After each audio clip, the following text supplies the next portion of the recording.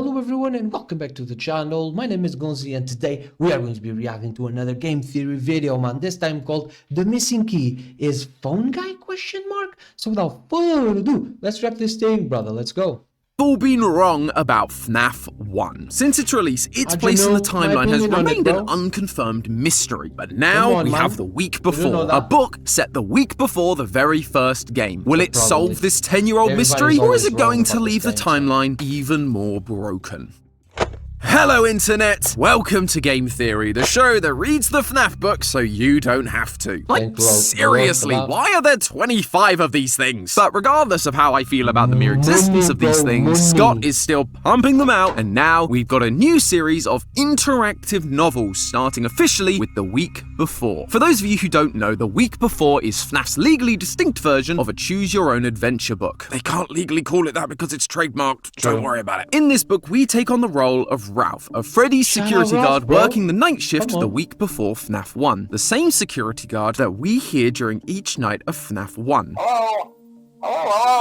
I wanted to record a message for you to help you get settled in on your first night. That's right, Ralph is Phone Guy. Nice to finally put a name to a voice. From here, you get to choose how the story plays out. Some paths will take you through the pizzeria that we know so well at this point. Others will offer you new storylines, and others will land you exactly where Phone Guy ends up during the night 4 call of Fnaf 1. Oh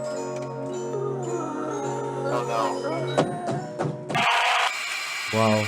I always wondered. As you might have guessed, this book has caused quite a stir in the Fnaf community. Firstly because, well, it's actually a pretty good book. The interactive element really gamifies the whole reading experience and builds the anticipation of where it's going. But the real reason it's become such a hot button topic is because it provides us with answers to some of our most burning questions about this franchise. Not just who Phone Guy is, but who did the bite of 87, with the employees' new tactics of flashing their lights to stop the animatronic and Phone Guy's insistence that the animatronic never bit a kid, with the emphasis on kid. All signs point towards it being Foxy. How many spirits are inside of Golden Freddy? Well, according to the Sixth Night, Ralph is overwhelmed by a noise of "it's me" when he's touched by Golden Freddy. But underneath that noise is a different voice speaking in full sentences. 2 voices, 2 spirits. Who those spirits are and how it works are theories for another day. But it's been so exciting to finally feel like we're getting some answers to questions we've had since that very first game.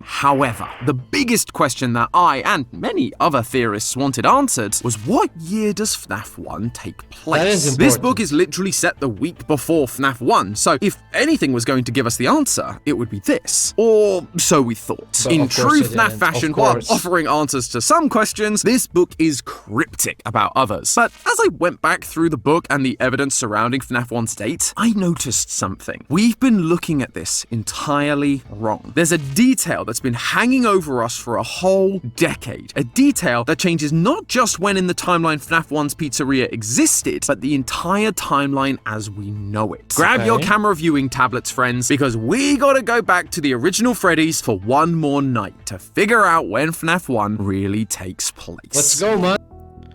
When does 1993 has basically been the de facto date for Fnaf 1 ever since Matt's very first Fnaf episode. He used the amount of money earned in the week and compared it with the minimum wages throughout the years, which landed him somewhere in the early 90s. Combine that with the fact that most weekly employees are paid on Fridays, with the date we get paid in Fnaf 1 being November 12th, and you find the only year that fits is 1993. We almost got confirmation of this date too thanks to some leaked Faz facts from Fnaf AR, saying things like Fazbear's twisted pizza recipe was voted most yummy by 6 out of 10 children in every survey from 1988 to 1993. But we were later told by Illumix, the company that made the game, not to use this cut content for lore purposes. These might have been cut because Scott just likes to be cryptic, or it could be because the date was wrong. Either way, it did sow the seeds of doubt within the community about the legitimacy of 1993 as our Fnaf 1 year. Since then, a couple of other dates have been thrown around, but despite all of the theorizing, we've never had something that felt felt truly solid, which was where we all hoped the week before would come in and save the day. And at first, it seemed like it was doing just that. Throughout the book, Ralph not only records the phone calls that we get to hear during the first game, but he also listens to his old recordings that, according to him, are from very long ago. Quote, "It's strange to listen to a recording of yourself, especially one from so long ago. If you remember correctly, your daughter had just been born." I know, it is strange listening to a recording of yourself. Welcome to my life, mate. At the very start of this story, we learned that Ralph's daughter, Capella, is 11 That's years a weird old. name, And man. so, if this recording was made around when she was born, and that initial recording says it's from Freddy Fazbear's Pizza, not Fredbear's Family Diner, then the earliest this game could take place is 11 years after Freddy's opened in 1983, making the year 1994. Now, there's always a chance that he recorded the calls a year or so before the opening, or he simply rounded up the year. The phrase "just been born" could mean sometime between Capella literally being born and being 12 to 24 months old, which would allow for 1993 to still fit the bill here. That is, if it wasn't for something YouTuber The Unwithered Truth pointed out. They also did a whole video trying to figure out the year of FNAF 1, but they found an interesting detail. The page where we're told Ralph recorded these phone guy messages around when his daughter was born has two major faults. The first is that to get to this page, it requires some really odd pathway choices. By getting through to the 6th night on your first playthrough, you unlock a mobile phone which the book calls the bonus item. You then need to restart the book with the bonus item in your inventory. At various points, the book offers you a chance to use the bonus item, and you're encouraged to do so whenever this option is presented, because that leads to the canon FNAF 1 phone calls being recorded. However, to get to the page about when your daughter was born, you actually have to reject recording the night 1 phone call. On this new path, you instead need to call the voicemail service, but to do that, you need a code. This code is on the mobile phone's speed dial, but you would only know that if you had taken the previous prompt and used the bonus item to record the night 1 phone call, skipping this voicemail section entirely. Plus, it doesn't use the typical bonus item prompt. It just says, if you have the 4-digit code. Without the bonus item, you'd never know what this code is, but if you have the bonus item, you'd have likely skipped this page and recorded the night 1 phone call. Yes, it is technically possible to do things this way, but it flies in the face of logic for the reader. Of course, you could just dismiss this as a small mistake, but then once you do get to the page about your daughter's age, we find another problem. It contains information that directly contradicts other information in the book. On this page, it tells you you've never brought Capella here, as in where you work, Freddy Fazbear's. Yet later on in the book, it says she's never gotten over the time you brought her to work to meet the animatronics when she was 7. Both of these things cannot be true. Either she's been to Freddy's or she hasn't. And so it makes it really difficult to lean on Capella's age as a defining piece of evidence to settle this debate. Fortunately, there are a few other clues to help us out. Man. Why?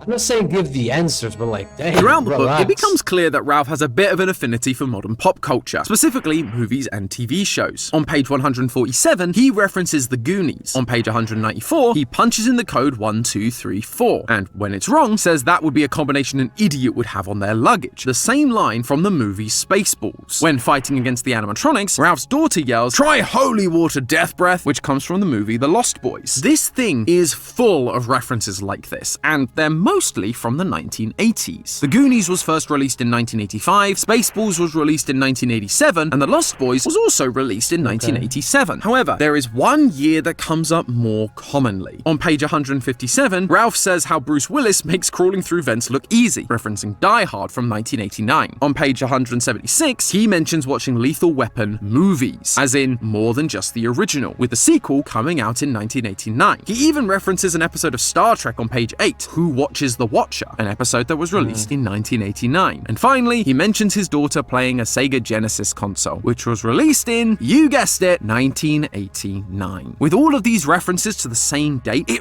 really feels like the emphasis is on this year, especially given that none of these references come from media that goes beyond November 1989, the month which we know FNAF 1 takes place thanks to the paycheck. And if you remove the broken page about recording the phone calls when Ralph's daughter was born, you no longer need to worry about Freddy's being around 11 years prior, which makes 1989 feel like a really solid candidate, at least at first. As I said, there are a bunch of references in this book, but there's only one that is mentioned twice, Time to Make make the donuts. This is the catchphrase of Fred the Baker, a character from a bunch of Dunkin' Donuts commercials introduced in 1981. That feels pretty in line with what we've already established. It's just another 80s reference. Except Fred the Baker and his catchphrase extended beyond the 1980s. The last commercial with Fred saying his iconic line was 1997. Time to make the coffee, time to make the donuts. So while yes, the catchphrase did exist in the 80s, Donuts are this so good, means man. we I've been can't eating one rule in out the years. possibility that it takes place sometime in the 90s. And to top it off, there's one other reference that throws a spanner into the 1989 idea. Disney. No, I'm not kidding. Disney is canon in the FNAF universe. Wow. People thought we were crazy for comparing their mascot designs to FNAF in our Ultimate Timeline, but here we are. Quote, "You smile, thinking back on better times. For a while, you'd have said that Freddy Fazbear's Pizza was the happiest place on Earth, if you weren't worried about infringing on a trademark. The happiest place on Earth is, of course, the slogan for Disneyland, which opened in 1955. However, the key detail in that line isn't the slogan, but the kind of lawsuit Ralph is afraid of: trademark infringement. We spoke about trademarks in our recent Poppy Playtime episode, but the basic gist is that a person or business can trademark a phrase to stop others using it to sell their own products. In this case, it would be to stop other parks or franchises calling themselves the happiest place on Earth, as that could lead to visitors thinking they were visiting an official Disney attraction when actually they were going to a Murder Bear pizzeria. To get a trademark, you have to apply for it, making it an official legal thing that you own. And despite being around since 1955, Disney didn't actually register for that trademark until 1998. For Ralph to be afraid of trademark infringement, this book, and therefore FNAF 1, has to take place after the trademark was filed in...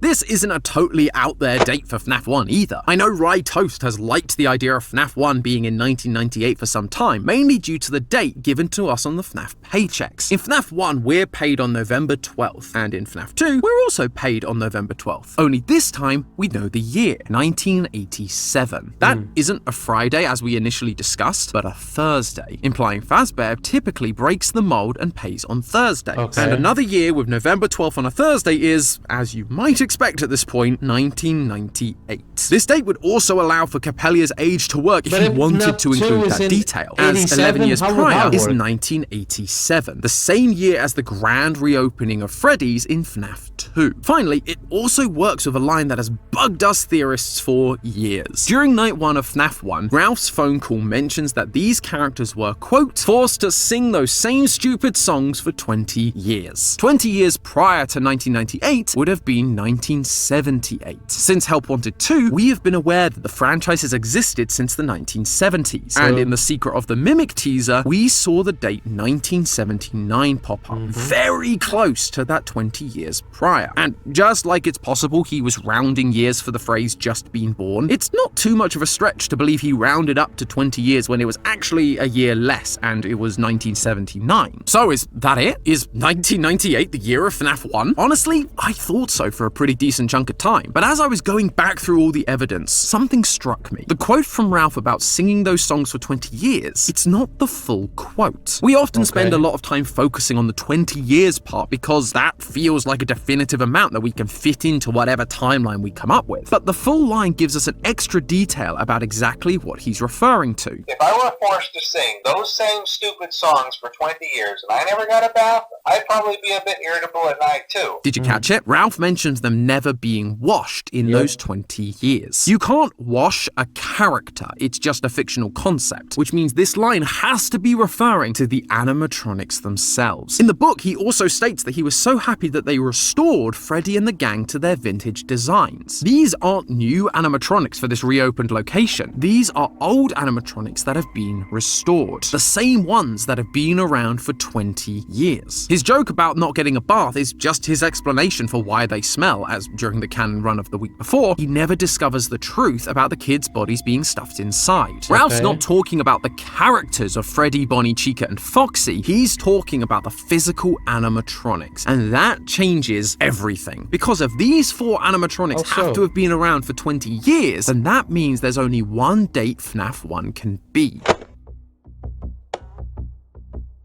Phone We've seen 3. that time and time again, Freddy Fazbear's Pizza was officially established in 1983. If the animatronics from FNAF 1 are supposed to be the same animatronics restored to their original vintage designs, then that would mean the earliest FNAF 1 could take place is 2003. But what about the secret of the Mimic teaser? That showed the franchise was active in 1979. And that's true, but it's not taking into account the era of FNAF that game takes place in. In the books, the Mimic is invented as one of the earliest ever animatronics, designed to mimic the routines of others and wear whatever costumes it needs in order to become that character. This is the costume era of FNAF, not that of fully fledged animatronics. Edwin, the creator of the Mimic in the books, is working on animatronics of the main four, but they haven't debuted yet. We saw the same thing at Steel Wool's PAX West booth where they showed a sneak peek of the game. On the walls was a poster saying Freddy Fazbear's Pizza, coming soon. The original animatronics have not yet taken center stage. They haven't started singing those silly songs yet, so the 20 years needs to start after they've debuted, once again pointing us to 1983 and therefore 2003. But what about the minimum wage, or the paychecks, or the references? It's true. Earning $120 for 5 nights of 6 hours work is $4 an hour, while minimum wage in 2003 is $5.15. But I'd also point out that after completing the 6th night, you only get an extra 50 cents in overtime pay, which, regardless of whether it's 1989, 1993, or 2003, is still way too low. I'm just not convinced Scott thought through the amount all that much. As for the dates, the 12th of November 2003 is a Wednesday, and so it doesn't line up with FNAF 2's pay schedule. The only explanation I could offer is that in the movie, Mike learns about the job on April 6th, 2000, a Thursday, and the next day calls Afton and starts the job on Friday night, making his 5th night, and the day he would typically be paid, Tuesday. So we can't necessarily guarantee Fazbear is paying on the same day of the week for all of those years. As for all of the references in the week before, well, just because references exist in the 1980s or the trademark was first established in 1998, it doesn't mean that's the only time those things can be mentioned. My dad only references Top Gun, which came out in 1986, despite the fact he goes to the cinema every other week. References like this can limit the earliest it can take place, but not necessarily how far into the future it goes. If it is 2003, this would mean that FNAF 1 takes place 16 years after the closure of 1987, which, if you're trying to revitalize a franchise, feels like an awfully long time to wait, although we all know the power of nostalgia with older audiences these days. As for the future parts of the franchise,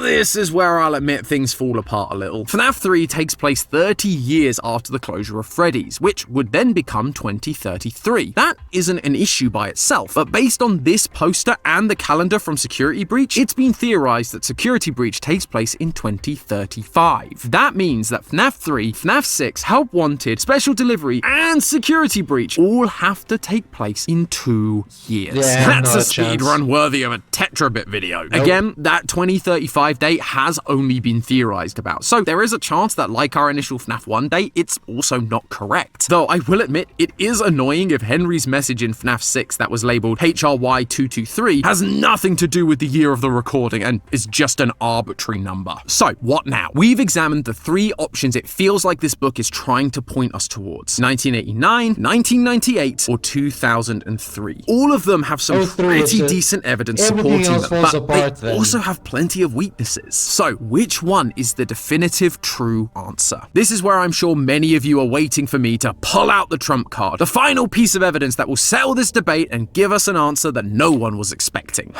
But the truth is, every time I tried to solve this paradox, there was always one piece of evidence that just didn't fit. If we agree it's 2003, then the paycheck days don't work, and Henry's message number means nothing. If we agree it's 1998, then the animatronics can't have been around for 20 years. There's just no winning. This book was clearly supposed to give us answers, but a few mistakes or contradictions here and there have made it impossible to do so. And that is so frustrating as a fan of this franchise. We spent the last few years begging for answers to this franchise, and over the last year, it really felt like Scott was answering our prayers, clarifying older details in the franchise. The Bite of 87 being revealed to be Foxy in the week before. The Spring Bonnie aerial on the Midnight Motorist car in 5 Laps at Freddy's revealed that Cheeto Man from Midnight Motorist was Afton all along. Ditophobia revealed that the FNAF 4 nightmares were a result of hallucinogenic gas, not sound illusion discs. But when you actually stop and look at those now solved mysteries, outside of the immediate question, what did they actually solve? Cheeto Man is Afton, but we still don't know for sure who the kid that escapes is, who the person in the living room is, what the mound is. FNAF 4 is hallucinogenic gas. Okay, cool, but the game still plays out the same way. The Bite of 87 was Foxy, but nothing else has developed as a result, other than clearing the name of my beloved Mangle. Even today's mystery, the date of FNAF 1, what would knowing that year ultimately change about the story? Regardless of whether it's 1998 or 2003, FNAF 3 still happens next and it burns down. Then FNAF 6 happens and it also burns down. Then the Help Wanted VR game is made, and then the Pizzaplex gets built and is taken over by the Mimic. Sure, it is fun to be able to solve these small loose threads, and so to some degree I'm thankful that Scott is giving them to us, but they're ultimately hollow gestures, as we're still unable to use those to figure out the bigger mysteries. What's the deal with Gregory? What happened to Cassie? Are the books canon? Instead, it kind of feels like we're being played with, given small answers to old questions that don't move the story forward. And even then, they're filled with so many contradictions that you still can't solve them all anyway. And that just sucks. It's one of the reasons why a large part of this fandom wants the books to be canon. It may not solve everything, but it gives us much more straightforward stories and explanations, something tangible that we can hold on to. And that feels a lot better than the alternative of being left scrambling for details that conflict with each other. We've been left in the dark for so long about so many things, and in a time of so much uncertainty, we want to be able to go to our favorite franchises and feel secure. But instead, it feels as though we're being messed around more and more. As we get close to the end of 2024, and we've got a new year of FNAF upon us, let's just remember to give each other some slack. Whether you believe it's 1989, 1998, 2003, or you want to stick with the original 1993. At the end of the day, we are all working with a broken system, just trying our best to make sense of it. And Scott, if you happen to be watching this, you've got Secret of the Mimic, an interactive novel about Cassie in the Pizzaplex, and another Into the Pit adaptation coming. Let there be some actual answers that help us understand more than just the small details. And please, make sure there aren't too many contradictions this time. And if you need volunteers to help double check your lore, I might know a good group of people that would be willing to help out. But hey, that's just a theory. A game theory! Thanks for watching. So there you have it, man. It is frustrating. It's frustrating to me, and I don't even follow the lore like that. Every time a game comes out, I play it, I finish it, and Into the Pit was the last one I played. I had a lot of fun playing it. It's getting harder and harder for new fans to come in, because, in my opinion at least, like, I started to watch FNAF content from the very first game. Do you know what I mean? So I know the lore, I know how difficult it is. But if you have a new fan, and tell me in the comments if you are a new fan of FNAF and if you are finding difficult to engage with it, because there's so much stuff that it must be like overwhelming to get into it to new people. And yeah, man. And then there's the other thing on the game theory, on the theorists part, where people just go attack you personally because of a theory they disagree with. And that's just idiotic and dumb. In the end of the day, people are just trying to make a reason of a franchise they love. So there's no need for that much negativity around a bunch of pixels put together in the form of a bear. Do you know what I mean? So it is what it is. But yeah, man, that's the internet in a nutshell, I guess. But yeah, guys, thank you so much for watching the video, man. All glory to God as usual, man. Like the video, subscribe to the channel, and I'll see you guys in the next one. Goodbye.